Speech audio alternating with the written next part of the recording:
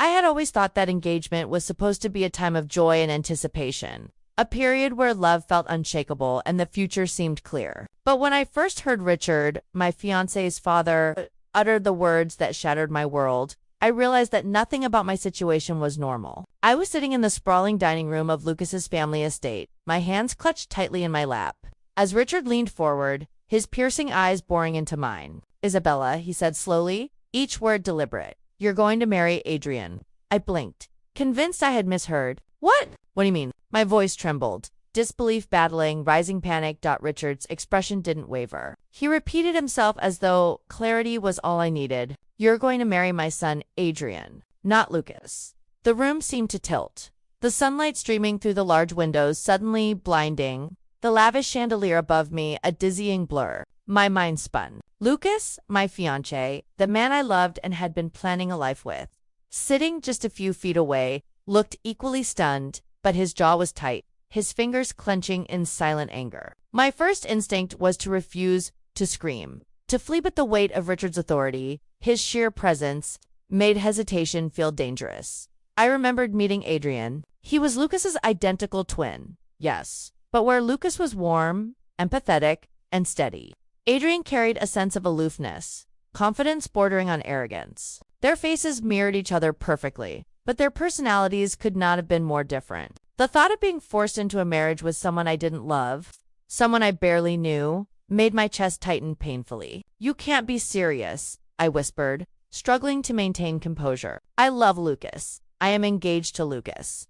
"How could you even think?" Richard raised a hand, silencing me. "You don't understand family obligations, Isabella," he said smoothly. His voice was calm, almost gentle, but it carried an undeniable authority that sent a shiver down my spine. "This isn't about love. This is about legacy, stability, and what's best for this family. Adrian is the one who is suited to carry on the responsibilities you will inherit." The words felt like a trap. I had never imagined a situation where love could be dismissed so completely, where my agency could be ignored in favor of some abstract notion of duty. Lucas finally spoke, his voice low and tense. "Father, this is insane. Isabella loves me. We are supposed to be getting married." There was an edge of desperation in his tone, but Richard didn't flinch. Instead, he leaned back, folding his hands, a small, confident smile appearing as though he had anticipated this objection. "Lucas, my decisions are final. This isn't about you. Isabella, you will do what is expected of you, or there will be consequences that could ruin both of your futures." The threat hung in the air, unstated but palpable. As I realized how far Richard was willing to go to manipulate us, my mind raced. Consequences? What could he mean? Financial ruin, estrangement, familial shame? I had no idea, but the weight of his power was undeniable. I felt trapped, like a character in someone else's story, forced to play a part I hadn't auditioned for. My gaze darted to Lucas, searching for a solution, a glimmer of hope. But his expression mirrored mine. Confusion, anger, and a deep sense of helplessness. I realized we were in this together, yet individually powerless against the force of Richard's coercion. I tried reasoning, my voice shaking but firm. "You can't make me do this. Marriage isn't something you can force. I won't marry someone I don't love." Richard's eyes narrowed, but he didn't raise his voice. "Love is a luxury, Isabella. Duty is eternal. You will honor the family and follow through, or everything you care about will be taken from you." I could feel a wave of nausea, my stomach twisting as the enormity of the threat settled over me. Everything I had planned with Lucas, the engagement, the wedding, the life we envisioned, was suddenly uncertain, jeopardized by a man who considered coercion an acceptable form of control. Adrian, sitting silently beside Richard, looked at me with an unreadable expression. There was a flicker of discomfort in his eyes, perhaps even surprise at his father's audacity, but he said nothing. I wondered briefly if he had been complicit, aware that his father's plans included him in a way that made him an unwilling participant, or if he would go along with it to appease his father. I had no answers, only the suffocating pressure of being forced into an impossible decision. After a few moments of tense silence, I took a deep breath, trying to steady my racing thoughts. Panic was not a strategy. Fear was not a solution. I had to find clarity. "Richard, I can't agree to this. I love Lucas. I made a commitment to him, not to Adrian.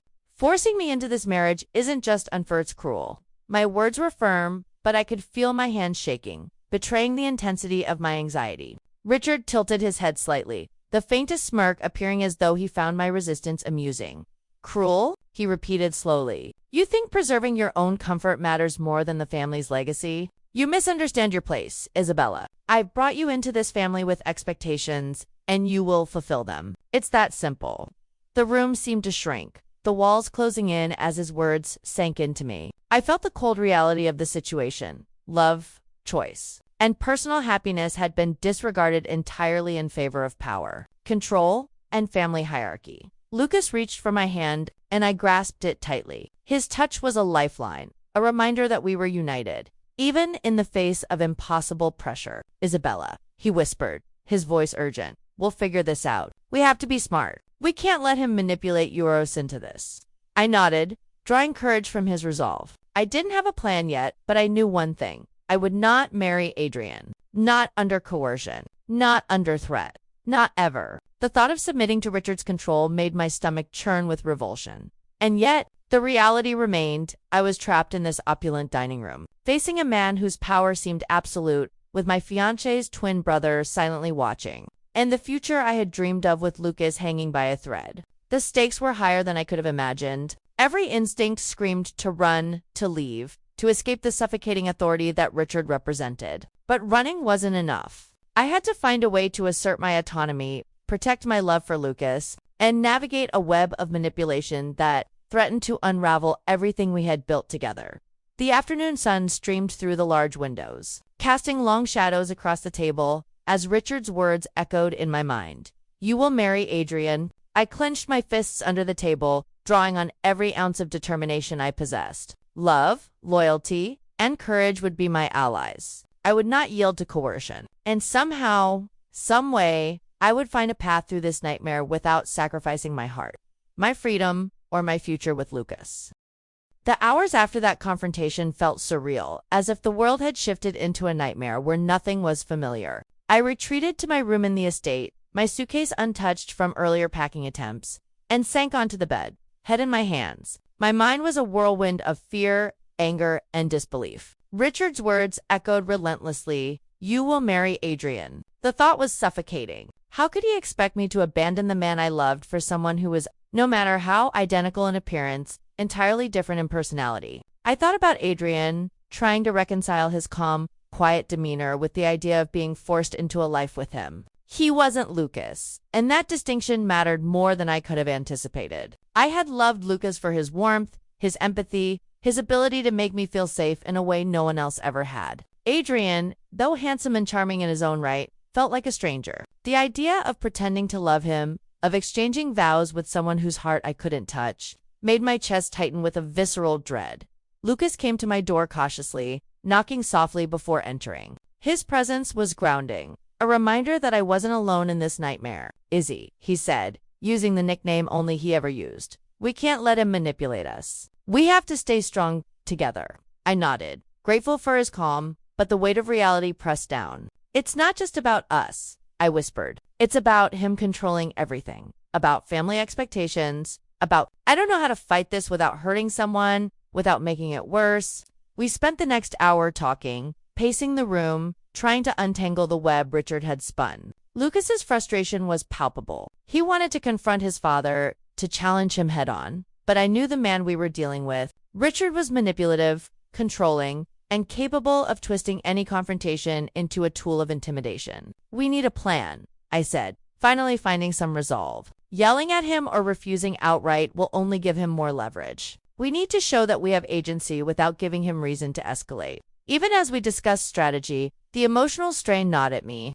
I felt guilt that Lucas was burdened with his father's tyranny. Guilt that I might be the catalyst for conflict between him and his twin. Guilt that my own desire for autonomy was framed as rebellion in a household ruled by fear. I cried quietly into my hands, Lucas holding me, murmuring that none of this was my fault, that love wasn't something that could be coerced, and that our commitment to each other was stronger than any manipulative demand. Adrian eventually joined us, though reluctantly. His presence was awkward, tense, a silent acknowledgement of the pressure Richard had placed on all of us. I don't want this, he said simply, voice low. I don't want to force you, Isabella, and I don't want to be used as a pawn in his games. I looked at him, relief washing over me. Finally, someone who seemed to understand the absurdity and cruelty of Richard's plan. Lucas exhaled, tension easing slightly, as though a silent alliance was forming against the real threat, their father's obsession with control. The following days were a whirlwind of family interactions, each fraught with tension. Richard didn't speak directly about the marriage at every opportunity, but his presence, his glances, and his calculated comments served as constant reminders of the ultimatum. I had to maintain composure, pretending to participate in family routines while internally strategizing ways to assert my autonomy. Every meal, every conversation felt like a negotiation in an invisible battlefield. I had to think 2 steps ahead at all times, ensuring that I didn't give Richard even a hint of weakness. My mind often drifted to what had drawn me to Lucas in the first place: the kindness, the humor, the unwavering support during difficult times. To imagine abandoning him, to be forced into a union with someone who could never replicate that bond, was intolerable. The idea made me feel sick to my stomach, a physical manifestation of the emotional turmoil I was enduring. I wanted to scream, to run, to shake Richard from his throne of power and demand that he recognize our choices. But I knew that open confrontation without strategy could make matters worse. Sleep became fleeting, nights punctuated by restless tossing and vivid nightmares. I dreamt of wedding vows I didn't mean, of Lucas's eyes filled with betrayal, and of Adrian's calm, almost accusatory gaze as if he silently expected me to comply. Each morning I woke exhausted, my resolve tested. Yet I clung to the knowledge that submission was not an option. I had to find a way to protect my love, my autonomy, and my moral integrity without allowing Richard's coercion to dominate our lives completely. I also spent hours observing the family dynamics, trying to anticipate Richard's next moves. He was a master manipulator, skilled at psychological pressure, and I had to understand his patterns. I noted the subtle ways he tested loyalty, the glances, the tone of voice, the calculated encouragements and discouragements. Lucas and Adrian were aware too, but it fell to me to chart a path that would navigate the minefield without triggering his wrath. Every observation became a tool, every reaction a strategy in the battle for agency. Amidst the fear and planning, I sought moments of normalcy with Lucas. Brief respites where laughter, conversation, and genuine connection reminded me why I was fighting. Holding hands as we walked through the garden, sharing whispered jokes in empty hallways, and recalling memories that were ours alone, all of these became lifelines. They were reminders that our love was real, uncoerced, and strong enough to withstand external pressures if we approached the situation thoughtfully and strategically. And yet, the pressure remained relentless. Richard's expectations loomed like a storm cloud, and the inevitability of confrontation pressed constantly on my thoughts. I knew that sooner or later, we would have to address the ultimatum directly. Avoidance wasn't a solution. Strategy was. I spent hours drafting plans, rehearsing conversations, and preparing for the moment when we would have to assert ourselves decisively. Every possible outcome had to be anticipated, every potential manipulation countered, every threat neutralized before it could take root. By the end of the week, exhaustion and determination coexisted uneasily within me. I felt physically drained, emotionally raw, yet a stubborn flame of resolve burned fiercely. I would not be coerced. I would not abandon Lucas. I would not betray my own values. Richard could try to manipulate, intimidate, or threaten, but I would meet every tactic with strategy, calm, composure, and unwavering determination. Somehow, I would reclaim agency over my life, my choices, and my love, and I would do it without sacrificing the relationships that mattered most. I knew that avoiding confrontation wasn't going to help. Richard's plan was creeping forward, subtle and insidious, and if we didn't respond, he would slowly erode every ounce of autonomy Lucas and I had. I waited until Lucas and I were alone in the small library, the heavy scent of old books and polished wood oddly comforting. He looked at me, his jaw tight, eyes filled with the same anger and frustration I felt. "We can't just wait," I said firmly. "We have to confront him, together, but smartly. We need a strategy, Lucas." He ran a hand through his hair, pacing a few steps before sitting heavily in a leather chair. "I know," he admitted. "I've never felt so powerless in my life. But this is my father we're talking about. You saw how calm he was, how he thinks he can just dictate everything. How do we even start to fight that?" I leaned forward, keeping my voice steady. "We start by controlling what we can. We document, we observe, and we anticipate. Every interaction he initiates is a piece of information. We turn his manipulations into predictable patterns. We can counter. We can't win by reacting emotionally, we win by thinking strategically. He nodded slowly, and I felt a flicker of hope. Strategy, planning, preparation, that's what I had learned in so many other challenging moments of my life. But this wasn't a work project or a professional negotiation. It was my heart, my love, my future, and every move carried emotional weight. I could feel the intensity of the stakes pressing against me. Lucas reached for my hand across the table, and I squeezed it, drawing strength from his presence. Together, we would face this even if the path was uncertain. We agreed that we needed to understand Adrian's perspective before confronting Richard further. Later that evening, in the quiet of his room, I spoke with Adrian. His expression was cautious, conflicted, as if he'd been waiting for someone to acknowledge that he wasn't a willing participant. "I don't want to force you, Isabella," he said softly, voice low, "and I don't want to be used as a tool in my father's schemes. But I also don't know how to resist him." I looked into his eyes, noting the mixture of guilt and fear. "Adrian, you don't have to choose? Not yet. But we need to be clear together. We won't let him manipulate me or you into something that isn't our choice. We need honesty and trust, not coercion."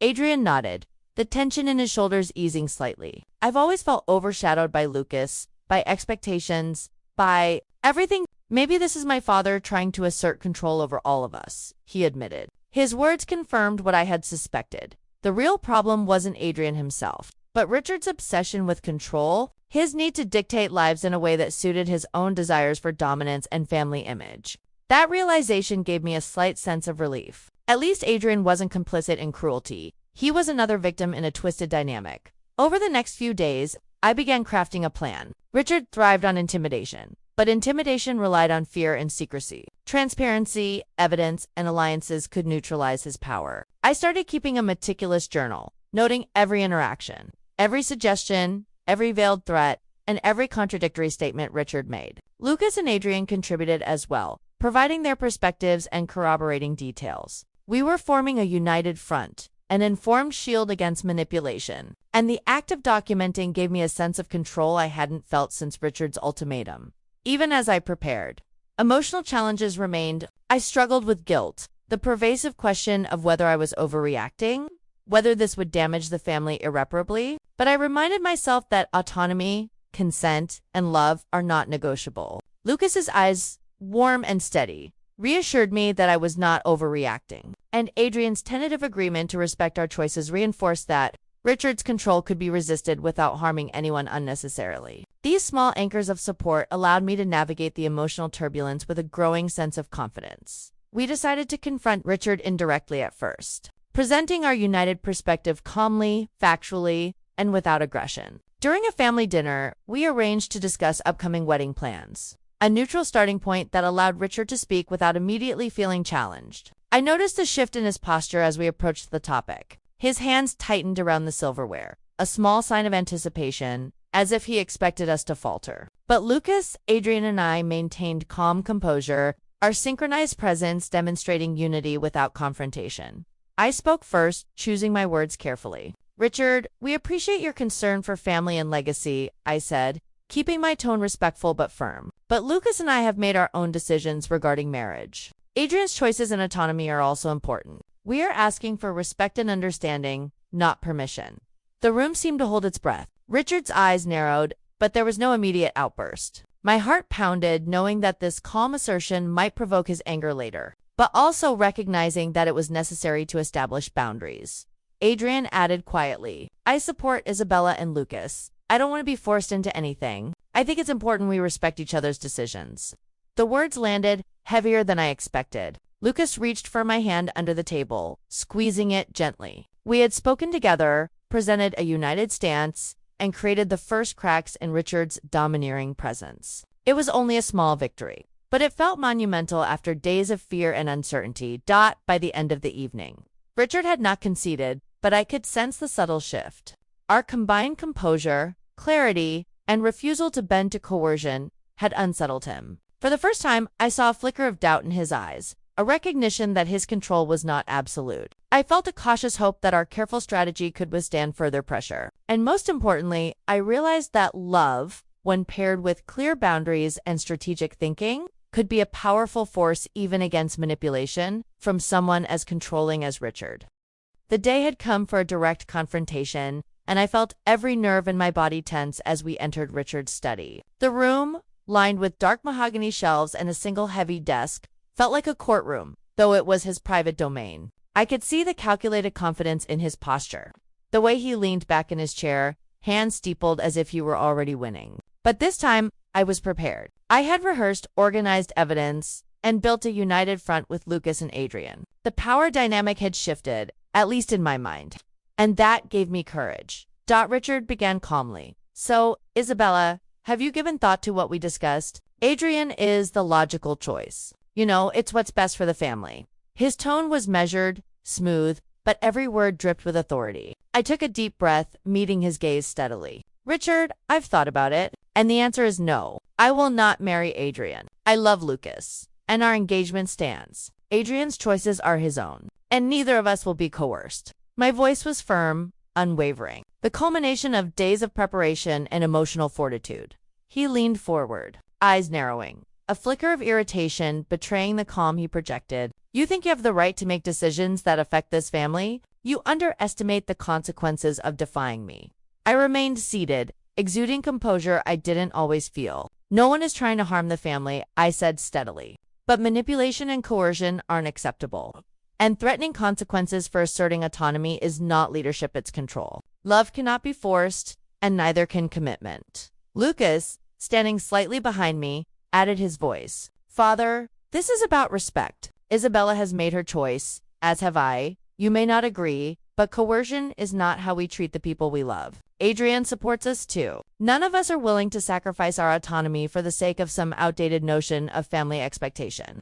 I watched Richard's eyes flicker between the three of us, processing our words, and for a moment, I thought I saw uncertainty and unfamiliar crack in his otherwise impenetrable facade. Adrian spoke up next, his tone quiet but resolute. I don't want to be a pawn in this. I support Lucas and Isabella. My father's expectations do not define my actions. I will not participate in coercion. There was a weight in the room, the tension thick and palpable. As Richard's eyes shifted from Lucas to Adrian, to me, as if calculating his next move, for the first time. It felt like the power he had wielded so effortlessly was no longer absolute. Richard's voice dropped, colder now. You all think you can resist me, but my authority is not something to be dismissed. There will be consequences. Family, reputation, financial support, these are not trivial matters.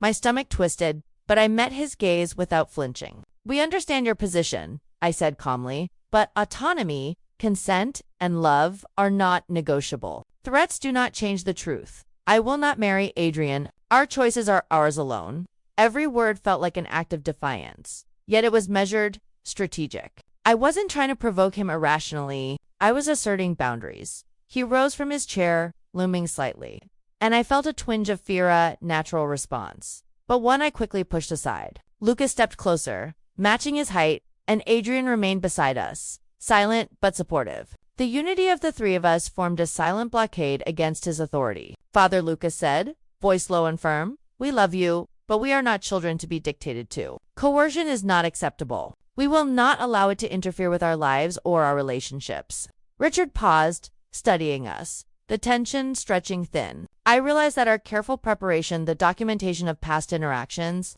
the calm composure, the united stance had made him reassess the situation. This wasn't just rebellion. It was calculated resistance. I could see the gears turning behind his eyes, evaluating, reconsidering, recalculating. For the first time, he seemed uncertain, unsure how to regain the upper hand without escalating into outright conflict. I seized the moment, leaning slightly forward. Richard, forcing a marriage isn't just morally wrong. It's legally questionable. Any attempt to coerce me into this arrangement could have serious consequences. We are asking for respect, not confrontation. Threats will not work because we are united and prepared. My words were precise, factual, and firm. I had rehearsed legal language without being confrontational. A subtle reminder that coercion had limits, even for someone as controlling as him. For a long moment, Richard didn't respond. Then he exhaled sharply, a sign of frustration. And for the first time, he seemed flawed, fallible, and vulnerable to resistance. You think you've won this without understanding the implications? He said, voice tight. But defiance carries risks. I nodded slowly. We understand. but we are willing to face those risks rather than compromise our integrity and our love. Manipulation may have worked in the past, but not now. Not with this family united. The room was silent for several minutes, the kind of silence that carried the weight of shifting power dynamics. I felt a surge of quiet triumph, tempered by the knowledge that victory was only partial. We had resisted, yes, but Richard was still our father figure, still a force within the family. Our next steps had to ensure continued autonomy without unnecessary escalation. But in that moment, I knew we had reached a turning point. We were no longer pawns. We were active participants in our own lives. By the time we left the study, the atmosphere was tense but subdued. Richard didn't argue further, at least not openly. And for the first time, I felt a sense of hope. Lucas held my hand tightly as we walked together, and Adrian followed, a silent ally rather than an obstacle. The ordeal was far from over, but we had established boundaries, asserted autonomy, and begun to reclaim control over our own lives. The power struggle had shifted, and for the first time in weeks, I felt the weight of fear lifting slightly. That night, lying in bed next to Lucas, I reflected on what had happened. I realized that courage isn't the absence of fear, it's action in spite of it. Preparation, strategic thinking, and unity can overcome even the most manipulative, controlling forces. I felt stronger, more empowered, and more certain of my choices than I had ever felt. And for the first time, I allowed myself to imagine a future where we were free to love each other without coercion, manipulation, or threats. The morning after our confrontation, the house felt different, though Richard was still present, moving about with the same measured grace he always had. But there was a subtle shift in the energy and unspoken acknowledgement that his control was no longer absolute. Lucas and I stayed close, a silent team, while Adrian observed quietly, a buffer between father and fiancé. I felt a cautious sense of relief. The tension hadn't vanished completely, but the dynamic had changed. And that gave me hope. Richard approached us in the drawing room, his expression unreadable. "Isabella," he said, tone formal, "I hope you understand the seriousness of your decision." I met his gaze steadily. "I do," I replied. "And I also understand that love, choice, and consent cannot be dictated. I will not marry Adrian. My life, my marriage, and my decisions are my own." His jaw tightened slightly, and I could see the flicker of irritation beneath his composed exterior. But I also noticed the hesitation, the realization that coercion would not bend me. Lucas squeezed my hand, a quiet reinforcement of our shared commitment. Adrian, standing slightly behind us, gave a nod, signaling his support without words. I realized then that family dynamics are often less about power and more about alliances. We were aligned, united in our respect for boundaries and autonomy. And that unity had neutralized Richard's manipulative leverage. It was empowering to feel that strength, to see the foundation of love and mutual respect supporting our stand. The conversation continued, and I maintained my composure, speaking calmly yet firmly. "Richard, I respect you as my fiancé's father, but respect is mutual. I will not compromise my values or my love for Lucas to satisfy control or obligation. We can work together as a family, but it must be on the basis of trust, not coercion." He remained silent for a long moment, studying us. And I realized that the silence was significant. It was the absence of resistance that spoke louder than words. He had no immediate rebuttal. Over the next few days, the atmosphere in the estate remained tense, but no longer suffocating. Richard's attempts at subtle manipulation were met with calm firmness. I maintained my boundaries. Lucas and Adrian supported me, and I noticed, slowly, a grudging respect forming in the way Richard interacted with us. He didn't speak openly about the coercion anymore, but there was a recognition that his influence had limits. And in that recognition, I felt a quiet vindication. We hadn't just survived the threat, we had asserted our autonomy successfully. In the evenings, Lucas and I would sit together in the garden, watching the sun dip below the horizon, reflecting on what had happened. "I can't believe this is real," I said softly one night, leaning against him. "I never imagined being forced into this nightmare scenario, but somehow we survived it, and we're stronger for it." He kissed the top of my head gently. "We did, Izzy, and you were incredible. .com/strategic, fearless. I don't know what I would have done without you." His words warmed me, and I realized that the ordeal had revealed not only our love but also our resilience. Individually and together, Adrian approached me one evening as well, more relaxed than before. "I want to apologize," he said quietly. "Not for anything you did, but for being caught in the middle. I don't want to complicate your life, and I respect your choices." I hope we can have a normal relationship moving forward." I smiled softly, appreciating his sincerity. "I understand, Adrian, and I do hope we can move forward too. Respect and honesty are the best ways to navigate this." His nod was a small but meaningful reconciliation, turning a tense situation into a basis for civility and trust. I also spent time reflecting on Richard's behavior, trying to understand the motivations behind it. Control, fear of loss, obsession with legacy, all made sense in a way that didn't excuse his actions but helped me contextualize them. Recognizing the underlying motives allowed me to separate his behavior from our lives, to protect my emotional well-being and to plan for future interactions without fear or resentment. It was empowering to understand that the manipulation wasn't personal. It was an expression of his own insecurities and obsessions. By the time the weekend arrived, Lucas and I had begun tentative wedding planning, free from the oppressive shadow of coercion. Each discussion about venues, guest lists, and colors felt liberating, a reclamation of joy that had been withheld for weeks. The freedom to plan our future together without interference was a profound relief, and I savored every small decision, every shared laugh, every moment of intimacy that reminded me why we had chosen each other in the first place. I also took time to reflect on the personal growth I had experienced. I had been tested in ways I never imagined, emotionally, strategically, and morally. I had faced coercion from a powerful figure, resisted manipulation, and asserted my autonomy without sacrificing integrity. I had learned the value of preparation, the strength of unity, and the importance of maintaining composure under pressure. These lessons extended far beyond my immediate family situation. They were life lessons that would inform every future challenge. When Lucas and I stood together at the edge of the estate garden,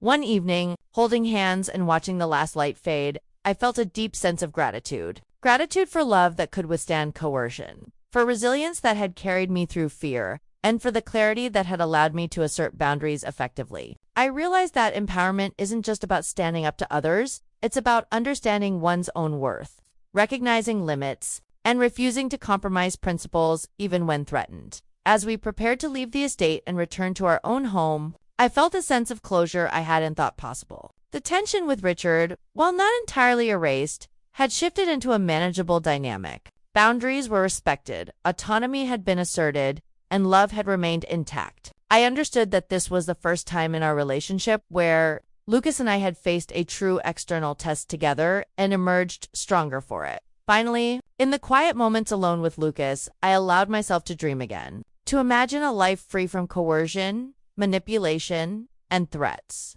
We could plan our future, nurture our love, and live authentically without fear of imposed obligations. The ordeal had been painful, frightening, and exhausting, but it had also illuminated our strength, resilience, and the depth of our commitment. And in that clarity, I felt empowered, unshakable, and fully confident that we would face any challenge together as equals, as partners, and as people who refused to be coerced.